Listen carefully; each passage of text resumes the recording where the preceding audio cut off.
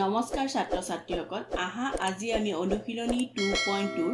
2 number প্ৰশ্নকেইটাৰ সমাধান কৰোঁ তলৰ জোৰকেইটাৰ সংখ্যা দুটা ক্ৰমে শূন্যবোৰৰ সমষ্টি আৰু গুণফল হিচাপে ধৰি প্ৰত্যেক ক্ষেত্ৰতে একোটা দ্বিঘাত বহুপদ নিৰ্ণয় কৰা প্ৰথম জোৰটো হৈছে 1/4 আৰু -1 ইয়াত 1/4 শূন্যবোৰৰ সমষ্টি আৰু -1 শূন্যবোৰৰ গুণফল হিচাপে ধৰি আমাক এটা দ্বিঘাত বহুপদ নিৰ্ণয় কৰিবলৈ কৈছে আহাচোন প্ৰথমতে আমি দ্বিঘাত বহুপদটো ধৰি লওঁ ধৰা হওক দ্বিঘাত বহুপদটো px = ax² + bx + c আকৌ আমি শূন্য দুটাও ধৰি লওঁ আহা শূন্য দুটা সমান আলফা আৰু বিটা বুলি আমি ধৰি লৈছো ইয়াত আমাক কি দি থোৱা আছে শূন্য দুটাৰ সমষ্টি মানে আলফা প্লাস বিটা নহয়নে আলফা প্লাস বিটাৰ মানটো আমি আগতে পাই থৈছো কি পাই থৈছো -b/a ইয়াত -b/a মানটো কি দি থোৱা আছে 1/4 আকৌ আলফা বিটাৰ মানটো আমি কি পাই থৈছিলো c/a মানটো কি দি থোৱা আছে -1 শূন্যগিটাৰ পূৰণফল আমি c/a বুলি গম পাওঁ নহয়নে আৰু শূন্যগিটাৰ পূৰণফল ইয়াত কি দি থোৱা আছে -1 সকলো সংখ্যাৰ তলত 1 এটা নাথাকে জানো হেহে আমি -1 টো -1/1 হিচাপে লিখিব পাৰো -1 টো আমি কিয় -1/1 হিচাপে লিখিলো বাৰু তোমালোকে চোৱাচোন আলফা প্লাস বিটাৰ মানটো হৈছে -b/a আৰু আলফা বিটাৰ মানটো হৈছে c/a দুইটা ভগ্নাংশ আকাৰত আছে নহয়নে হেহে আমি দি থোৱা আলফা বিটাৰ মানটো -1 টো ভগ্নাংশ আকাৰত প্ৰকাশ কৰিবলৈ তলত 1 এটা লিখিলো আকৌ তোমালোকে চোৱাচোন alpha plus beta = -b/a alpha beta = c/a দুইটাতে হৰ a আছে নহয়নে একে আছে হেহে আমাৰ দি থোৱা মানগিটাৰ হৰটো আমি একে কৰিব লাগিব আলফা প্লাস বিটা দি থোৱা হৰটো কি 4 আৰু ইয়াত আমাৰ হৰ কি পাইছো আমি 1 এতিয়া আমি দুইটাই হৰ একে কৰিব লাগিব একে কৰিবলৈ কি কৰিম আমি 1 আৰু 4 লসাগু লম 1 আৰু 4 লসাগু 4 হ'ব নহয়নে হেহে আমি দুইটাৰ তলৰ হৰটো 4 কৰিব লাগিব এটোটো 4 আছে হেকাৰণে একো কৰিব নালাগে এতিয়া 1 টো আমি 4 কৰিব লাগিব 1 টো 4 কৰিবলৈ আমি কি কৰিম তলত এটা 4 পূৰণ কৰিম তলত এটা 4 পূৰণ কৰাৰ কাৰণে মানটো সমান ৰাখিবলৈ ওপৰটো এটা 4 পূৰণ কৰিম তেতিয়া হলে আমি কি পাম x তলত পাম x 4 * 4 আৰু ওপৰত পাম -1 * 4 -4 এতিয়া -b/a মানটো পালো আমি 1/4 আৰু c/a মানটো পালো -4/4 এই মানগিটা তুলনা কৰিলে আমি a b আৰু c মান উলিয়াব পাৰিম চোৱাচোন দুইটাতে হৰ a আছে ইয়াত দুইটাতে আছে 4 তাৰ মানে a মানটো কি হ'ব 4 -b = 1 এটাকে b = কি হ'ব -1 c জায়গাত কি আছে -4 তাৰ মানে c = পাম আমি -4 এতিয়া আমি ধৰি লোৱা বহুপদটোত a b আৰু c ঠাইত 4 -1 আৰু -4 বহাই দিও আহা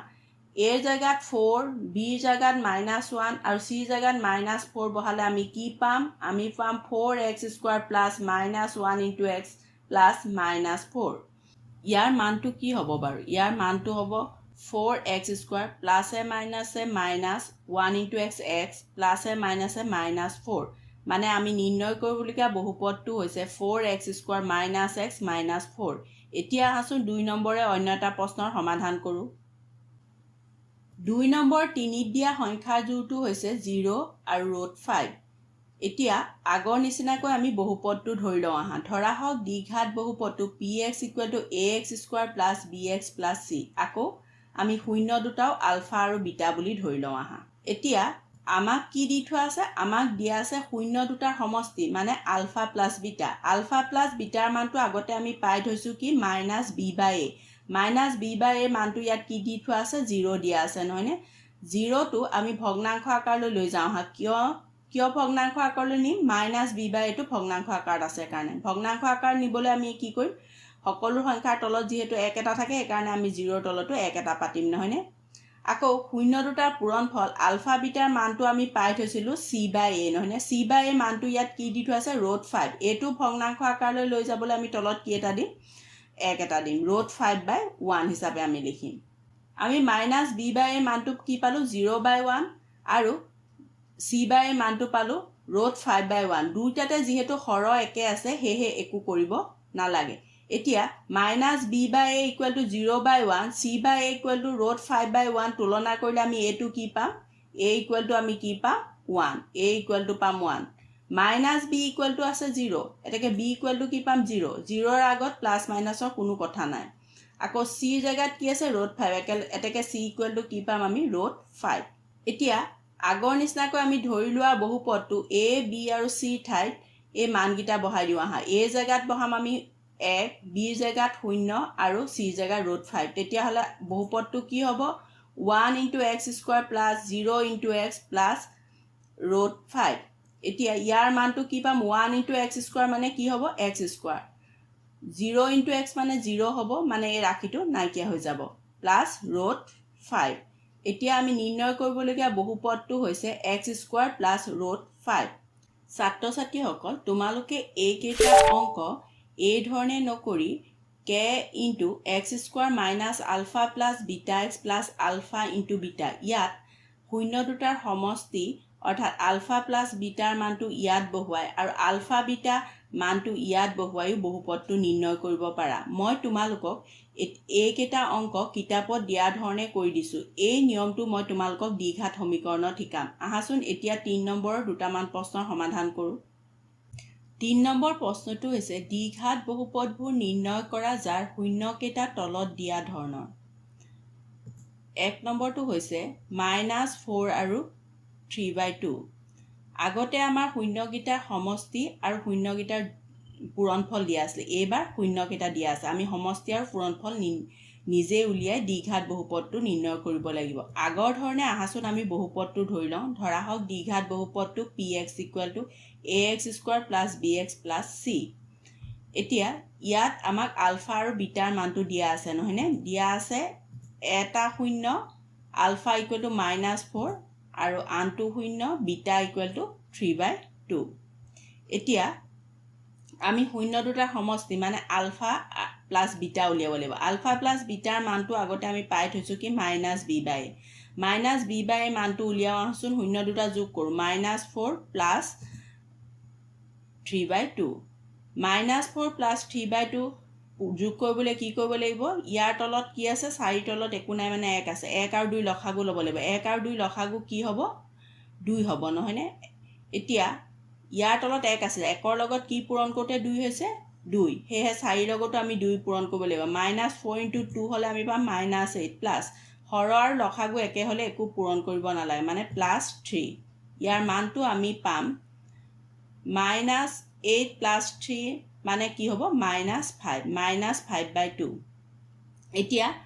আলফা * বিটাৰ মানটো উলিয়াও আহা আলফা * বিটা = c/a আমি পাই আহিছোঁ c/a মানটো উলিয়াবলৈ কি কৰিব লাগিব আমি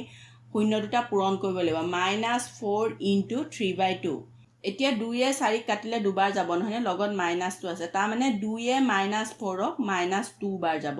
-2 * 3 কৰিলে আমি কি পাম -6 এতিয়া -6টো ভগ্নাংশ আকাৰলৈ লৈ যাওঁ আহা -6টো ভগ্নাংশ আকাৰ নিবলৈ কি কৰিব লাগিব তলত এটা আমি 1 পাতিম নহয়নে -6/1 পাতিম এতিয়া দুইটাই হৰ অৰ্থাৎ a মানকেইটা একে কৰোঁ আহা ইয়াত হৰ কি আছে 2 ইয়াত আছে 1 দুইটা একে কৰিবলৈ কি কৰিব লাগিব আমি 2 আৰু 1ৰ লসাগু ল'ব লাগিব 2 আৰু 1ৰ লসাগু কি হ'ব 2 যিহেতু ইয়াত 2 আছে সেইকাৰণে ইয়াত একো কৰিব নালাগে 1টো আমি 2 কৰিব লাগিব 1টো 2 কৰিবলৈ আমি কি কৰিম ইয়াৰ লগত এটা 2 পূৰণ কৰিম তলত এটা 2 পূৰণ কৰাৰ কাৰণে ওপৰতো এটা 2 পূৰণ কৰিম নহয়নে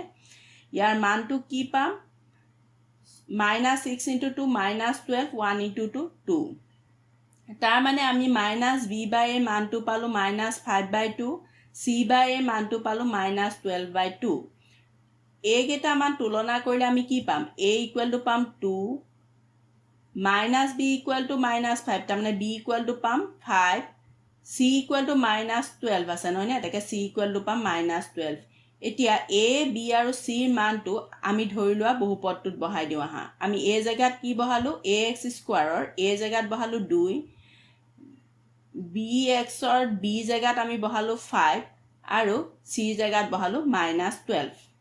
এতিয়া আমাৰ নিৰ্ণয় বহুপদটো হ'ব 2x² + 5x - 12 এতিয়া আহাচোন 3ৰে অন্য এটা প্ৰশ্নৰ সমাধান কৰোঁ 3ৰ 2টো হৈছে 5 আৰু 2 অৰ্থাৎ শূন্য দুটা 5 আৰু 2 আগৰ নিচিনাকৈ আমি বহুপদটো ধৰি লওঁ আহা ধৰা হওক দ্বিঘাত বহুপদটো px = ax² + bx + c আৰু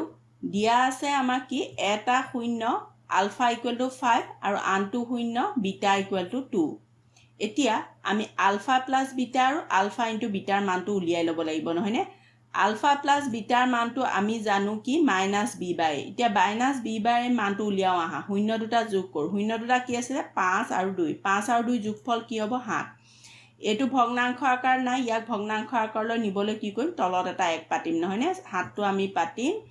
7/1 এতিয়া